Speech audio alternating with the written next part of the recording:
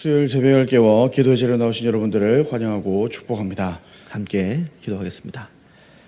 아버지 하나님, 오늘도 하나님이 기뻐하시는 기도의 자리로 우리를 불러주시니 진심으로 감사와 찬송을 드립니다. 여기까지 우리를 인도하셨으니 이 시간 정말 하나님께서 기뻐하시는 기도자들이 되게 하여 주시옵소서. 교회를 위해 기도합니다. 제자훈련이 문화가 되는 교회가 되게 하여 주옵소서. 제자훈련의 앞장서는 담임 목사님을 붙들어 주시고 영육이 강건하게 하여 주옵소서. 현재 제자훈련 받는 성도님들을 붙들어 주셔서 모두가 훈련 잘 받고 잘 수료하게 하여 주시옵소서. 급하고 바쁜 일들 없이 가정과 생업이 평안하게 하시고 집중하여 잘 배우고 잘 익히는 시간들이 되게 하여 주시옵소서. 이외에도 제자훈련을 위해 기도하는 온 교회 위에 함께 하셔서 문화를 세워가는 교회가 되게 하여 주옵소서. 2026년을 시작한 지 벌써 3월이 되었습니다. 이쯤에서 우리의 삶을 다시 돌아보기를 원합니다. 학생들은 3월부터가 새학년, 새학기인 것처럼 우리도 다시 도전하고 다시 시작하게 하여 주옵소서. 예배에 온 마음과 뜻과 정성을 다하게 하시고 기도와 헌금에 신실하고 성실하게 하시고 봉사와 헌신에 적극적으로 동참하게 하시고 전도와 선교에 내 삶을 다 드리게 하여 주옵소서. 이 모든 일을 하고자 하나 하지 못하는 성도가 있습니까? 그들을 돌아보게 하여 주옵소서. 건강이나 물질이나 기타 여러 가지 문제로 하나님과 교회 앞에 잘 나오지 못하는 성도를 위로하여 주시옵소서. 우리가 기도할 때 모든 문제가 사라져서 다시 하나님 앞에 마음껏 예배하는 날이 속히 오게 하여 주옵소서. 3월 말에 있을 부흥회를 위해 기도합니다. 큰 은혜를 예비하사 은혜의 잔치가 되게 하여 주시옵소서. 하나님을 사랑하는 시간이 되게 하시고 참석하는 이들의 영이 힘을 얻는 시간이 되게 하여 주시옵소서. 이제 이 시간 우리도 하나님의 말씀을 보기를 원합니다. 하나님의 말씀을 믿음으로 읽고 들을 때 하나님의 영광을 밝히 보게 하여 주옵소서. 우리 구주 예수 그리스도의 이름으로 기도합니다. 아멘. 오늘 함께 하실 말씀은 요한복음 11장 38절부터 44절까지의 말씀입니다. 요한복음 11장 38절부터 44절까지의 말씀을 교독하도록 하겠습니다. 기록된 하나님의 말씀을 읽을 때 하나님의 마음도 같이 읽을 수 있기를 기대합니다. 이에 예수께서 다시 속으로 비통히 여기시며 무덤에 가시니 무덤이 굴이라 돌로 막았거늘 예수께서 이르시되 돌을 옮겨 놓으라 하시니 그 죽은 자의 누이 마르다가 이르되 주여 죽은 지가 나흘이 되었음에 벌써 냄새가 나나이다. 예수께서 이르시되 내 말이 내가 믿으면 하나님의 영광을 보리라 하지 아니하였느냐 하시니 돌을 옮겨 놓으니 예수께서 눈을 들어 우러러 보시고 이르시되 아버지여 내 말을 들으신 것을 감사하나이다. 항상 내 말을 들으시는 줄을 내가 알았나이다. 그러나 이 말씀 하옵는 것은 둘러선 무리를 위함이니 곧 아버지께서 나를 보내신 것을 그들로 믿게 하려 함이니이다. 이 말씀을 하시고 큰 소리로 나사로야 나오라 부르시니 함께 보시겠습니다. 죽은 자가 수족을 배로 동인 채로 나오는데 그 얼굴은 수건에 쌓였더라. 예수께서 이르시되 풀어놓아 다니게 하라 하시니라. 아멘. 오늘 설교의 제목은 믿으면 보리라, 믿으면 보리라입니다. 월요일부터 살펴보고 있는 요한복음 11장 내용은 나사로의 죽음과 부활을 담고 있습니다. 문제는 우리는 부활까지 다 알고 이 본문을 읽고 있지만 시간의 흐름 속에 사는 사람들은 이것을 잘 모른다는 겁니다. 다음을 모릅니다. 인생 문제는 현실이죠. 피한다고 사라지는 게 아닙니다. 우리에게는 문제는 걸림돌이고 아픔이지만 예수님은 이것을 다르게 해석하신다는 겁니다. 그 문제를 통해 하나님이 하시는 일이 있다고 말씀하시는 것이죠. 요한복음 11장 4절 말씀입니다. 예수께서 들으시고 이르시되 이 병은 죽을 병이 아니라 하나님의 영광을 위하며 하나님의 아들이 이로 말미암아 영광을 받게 하려 함이라 하시더라. 순간마다 다가오는 인생 문제 앞에서 우리가 가져야 할 자세가 바로 이것이라는 겁니다. 살고 죽는 문제보다 더 시급한 것이 무엇이 있겠습니까? 그러나 예수님은 그 죽음의 문제를 통해서도 하나님께서 영광 받으신다고 말씀하십니다. 예수님이 도착했을 때 나사로는 죽은 지 4일이나 지났습니다. 무덤 앞에 왔을 때 울음소리가 들려옵니다. 나사로의 누이들과 조문을 위해 찾아온 유대인들이 곡하는 소리였습니다. 울음소리에 대한 예수님의 반응은 특별하죠. 35절에 보시면 예수께서 눈물을 흘리시더라 라고 했습니다. 죽음 앞에 고통받는 인간의 죽음을 보시고 비통히 여기시고 불쌍히 여기셨기 때문입니다. 어떤 느낌인지 아시겠습니까? 그저 죽어서 슬퍼서 혹은 불쌍해서 그렇게 눈물을 흘리신 게 아닙니다. 본래 사람은 이렇게 죽을 존재가 아니기 때문에 눈물을 흘리신 겁니다. 하나님의 형상대로 지음을 받은 사람이 죄로 말미암아 하나님과 관계가 끊어졌기 때문에 이렇게 우시는 겁니다. 그러나 동시에 기독교 신앙은 아픔의 눈물로 끝나는 것이 아니죠. 39절 상반절에 예수님은 돌을 옮겨 놓으라 라고 하셨습니다. 예수님의 말씀은 짧고도 분명합니다. 내가 다시 살리시겠다 말씀하시는 겁니다. 그러자 마르다의 반응이 나옵니다. 39절 말씀이죠. 예수께서 이르시되 돌을 옮겨 놓으라 하시니 그 죽은 자의 누이 마르다가 이르되 주여 죽은 지가 나흘이 되었음에 벌써 냄새가 나나이다. 마르다의 고백이 조금도 이상하게 여겨지지가 않죠. 왜 그렇습니까? 우리도 이 상황이 되면 이것과 똑같이 반응할 것이기 때문입니다. 예수님 말씀에 할렐루야, 아멘 하면 좋겠지만 이것이 어떻게 그렇게 쉽겠습니까? 마르다가 믿음이 전혀 없는 사람이 아니지 않습니까? 어제 27절에 뭐라고 고백했습니까? 주는 그리스도시요 세상에 오시는 하나님의 아들이신 줄 내가 믿나이다 라고 고백했던 마르다입니다. 믿음이 있었지만 그 상황에 믿음이 잠식돼 버린 겁니다. 그러나 그 상황보다 예수님을 바라봤어야 합니다. 우리도 그렇습니다. 우리가 보아야 할 것은 상황이 아니라 상황을 너머에 계시는 예수님입니다. 예수님의 말씀입니다. 예수님은 오늘 제목을 따온 구절이기도 한데요. 40절에 이렇게 말씀하시죠. 예수께서 이르시되 내 말이 내가 믿으면 하나님의 영광을 보리라 하지 아니하였느냐 하시니, 하나님의 영광이라는 것이 무엇입니까? 하나님의 권세, 하나님의 능력, 하나님의 위엄, 하나님이 누구신지를 나타내 보이는 것입니다. 하나님의 영광을 나타내시기 전에 한 가지 요구하는 것이 있습니다. 그것은 언제나 믿음입니다. 상식과 이성으로 볼 수 있는 일이 아니기에 믿음을 요구하시는 겁니다. 내 생각에 사로잡히고 내 가치관에 갇혀있는 한 절대로 이해하지 못할 일이기에 우리에게 믿음을 요구하시는 겁니다.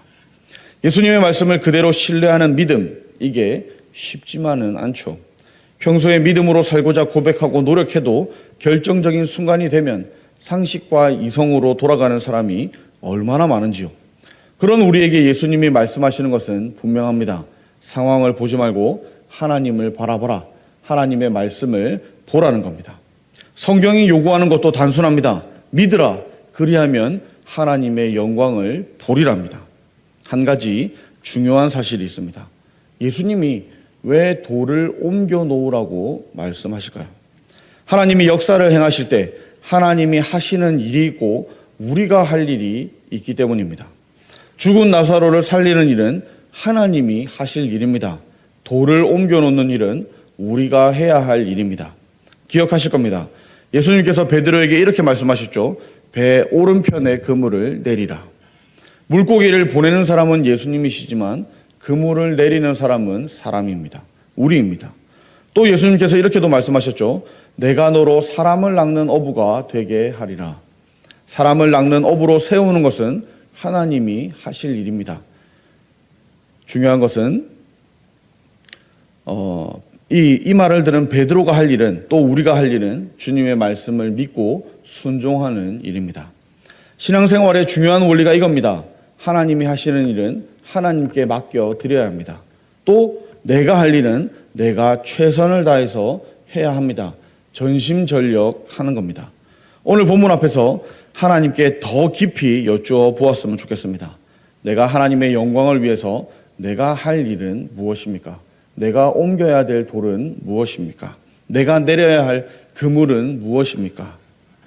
내 생각과 맞지는 않지만, 내 생각과 맞지 않지만 말씀에 의지해서 믿음으로 옮겨야 할 돌은 무엇인지, 믿음으로 내려야 할 그물은 무엇인지 그것을 실천해야 됩니다. 하나님께서 우리의 삶에, 우리의 행동에 역사하실 기회를 드려야 한다는 겁니다. 어떤 상황에서도 내 생각으로, 내 마음대로 결정하지 않기를 바랍니다. 41절을 보시면 결국 돌을 옮겨 놓았고 이제는 예수님께서 일하실 때가 되었습니다. 죽은 자를 깨우시는 예수님의 음성이 들려옵니다. 나사로야 나오라. 그러자 어떤 일이 일어났습니까? 죽은 지가 나흘이나 된 나사로가 살아서 걸어 나왔습니다. 죽음을 뚫고 생명의 세계로 걸어 나온 겁니다. 다시 살아난 나사로, 오늘 예수님이 정말 보여주고자 했던 것이 무엇이었을까요? 25절과 26절에서 답을 찾습니다. 예수께서 이르시되 나는 부활이요 생명이니 나를 믿는 자는 죽어도 살겠고 무릇 살아서 나를 믿는 자는 영원히 죽지 아니하리니 이것을 내가 믿느냐. 예수님이 부활이요 생명이라는 것, 예수님을 믿게 되는 순간 영적인 부활이 일어나고 영원한 생명을 소유한다는 것을 말하고 있는 겁니다. 언젠가 육신이 죽음에 이른다 해도 영혼은 죽음이라는 것이 없다는 것이죠. 살아서 나를 믿는 자는 영원히 죽지 아니하리니 라고 말씀하셨습니다. 이미 거듭난 사람, 영적인 부활을 체험한 사람은 영원한 생명의 소유자가 되었다는 겁니다. 육체가 죽는 것은 성경은 잠자는 것이라고 표현합니다. 영적 부활은 예수님을 믿을 때, 중생할 때 일어나는 겁니다. 그러면 육체의 부활은 언제 일어날까요? 예수님 재림하실 때 그날 육체는 썩지 아니할 몸으로 부활하게 될 겁니다. 고린도전서 15장 52절과 53절은 우리에게 이렇게 증언합니다. 나팔 소리가 나매 죽은 자들이 썩지 아니할 것으로 다시 살아나고 우리도 변화되리라. 이 썩을 것이 반드시 썩지 아니할 것을 입겠고 이 죽을 것이 죽지 아니함을 입으리로다. 아멘. 예수님이 우리에게 물어보십니다. 내가 이것을 믿느냐? 예수님을 믿는다는 것이 이겁니다. 교회를 얼마나 다녔는지, 직분이 무엇인지, 성경을 얼마나 읽었는지, 또 성경을 얼마나 아는지 그게 중요한 게 아니라는 겁니다. 이 부활의 믿음이 있어야 진짜 믿는 자가 되는 겁니다. 신앙의 연륜이 중요한 게 아닙니다. 성경 전체에서 가장 위대한 말씀, 이 죽음을 넘어 부활에 대한 말씀을 들었습니다. 죽음에서 다시 살아난 나사로, 그가 어떻게 살았을지 우리는 쉽게 상상해 볼 수가 있습니다. 그리고 어떻게 살았든지 절대로 이전과 똑같이 살아가지 않았을 것이라는 것도 우리는 충분히 짐작할 수 있습니다. 가는 곳마다 복음을 외쳤고 만나는 사람마다 부활의 예수님을 증언했을 겁니다. 나사로를 살리신 예수님이 우리도 살려주셨습니다. 하나님의 영광을 보여주셨고 다시 죽은 이 나사로와는 달리 우리의 영혼을 십자가의 피로 살려주셨습니다. 그런 우리도 언젠가 한 줌의 흙으로 돌아갈 날이 올 겁니다. 그러나 우리의 영혼은 육신의 장막을 벗을 때 곧바로 주님의 품에서 눈을 뜨게 될 겁니다. 예수님을 만나서 천국의 감격을 누릴 날이 올 겁니다. 또 주님 재림하실 때는 우리 육체도 다시는 썩지 아니할 육체로 부활하게 될 겁니다. 이 감격을 누리는 사람이라면 생명 주신 하나님께 순간순간마다 감사가 터져 나오게 될 겁니다.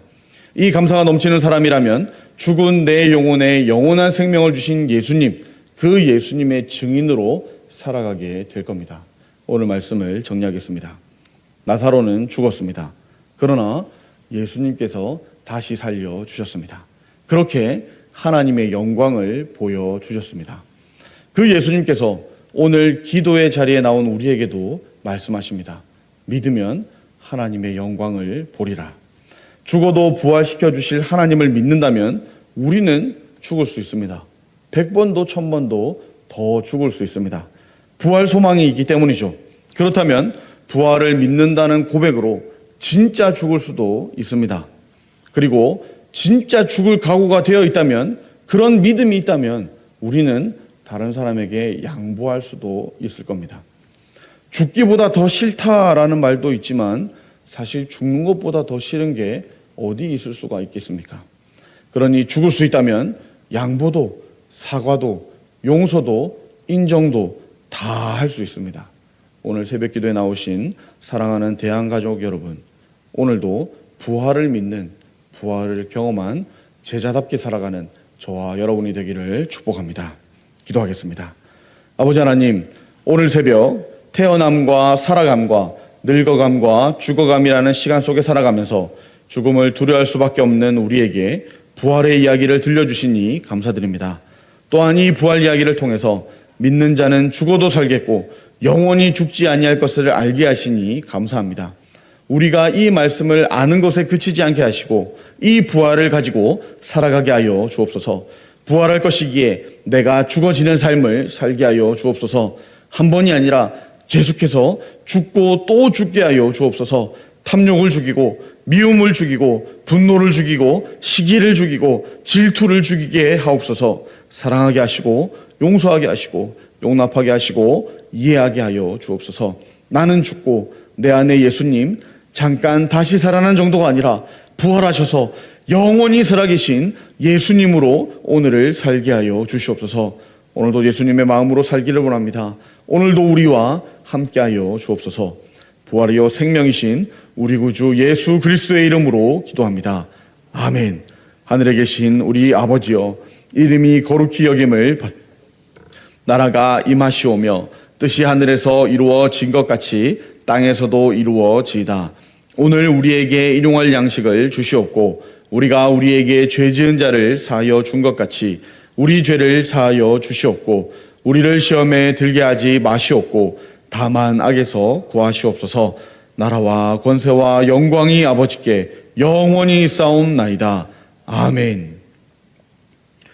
교회와 나라와 세계를 위해서 기도해 주시길 바랍니다. 특별히 교회 부흥회를 위해서 기도합시다. 또한 세계 평화를 위해서도 함께 기도합시다. 그리고 가지고 나오신 개인의 기도 제목을 위해서도 기도합시다. 마지막으로 오늘은 국내 장마교회와 이상수 목사님을 위해 기도하는 날입니다. 올해 여름 우리 청년대학부가 학예봉사 및 여름 수련회로 방문하게 되는 교회이기도 합니다. 이 장마교회와 이상수 목사님을 위해 기도하실 때 전도를 통해 많은 결실이 맺히게 하소서 기도해 주시기 바랍니다. 교회 부채를 조속히 해결할 수 있게 하소서 기도해 주시기 바랍니다. 지역 섬김 사역이 계속해서 잘 감당할 수 있도록 기도해 주시기를 바랍니다. 우리 함께 기도하도록 하겠습니다.